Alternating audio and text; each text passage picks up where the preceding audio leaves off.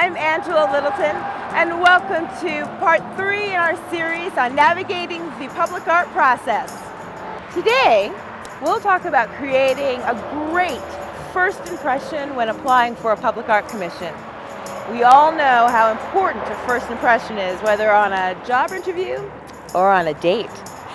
It's just as important with public art.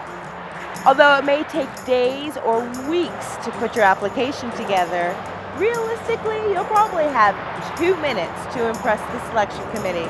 Yep, 120 seconds. That's why it's so important to do it right. The first thing the committee will skim is your artist statement. As author Lynn Bassa notes, your statement should reflect your originality and personality and offer insight into intentions behind your work. Don't sound like you're applying for a job as an insurance agent. Here are the opening lines from successful statements. I am a painter who hates painting. Magnetized ghost chairs, oxygen-producing walls, fire, tornadoes. These are the kinds of things that run through my head. I realized I was an artist in grade school when I could draw noses that looked like noses while everybody else just drew check marks on faces. If you're not good at writing, check out some of the statements in Lynn's book, or contact some fellow public artists to get examples of their successful artist statements.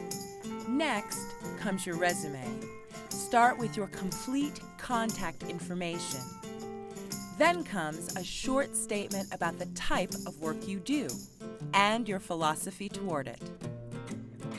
Next, list examples of your work, starting with public art projects.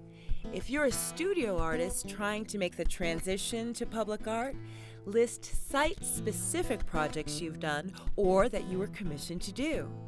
If you're still a student or recent graduate, list projects you did for class, including collaborative projects with groups. Lastly, mention solo exhibits, collections your work is in, awards, relevant work experience, and education. Put your strongest qualifications first. Say cheese. Striking or at least clear images are your best friend. Select photographs of works that are relevant to the project and use appropriate mediums.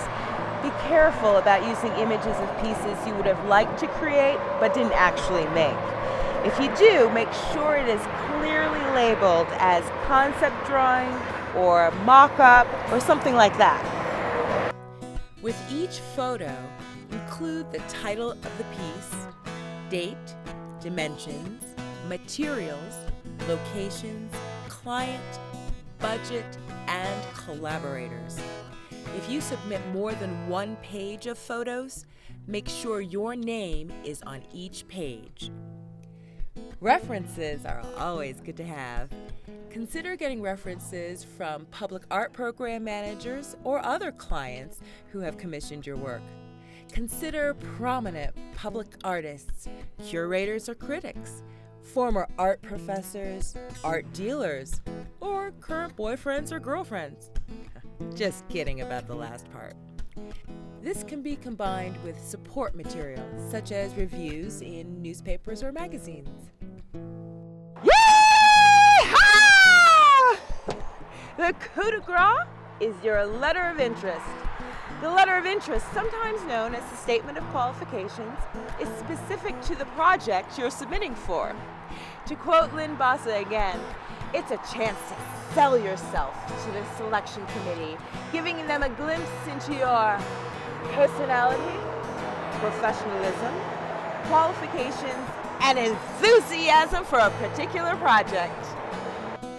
The letter of interest will also address the type of call, an RFP or a request for proposal, or an RFQ, a request for qualifications.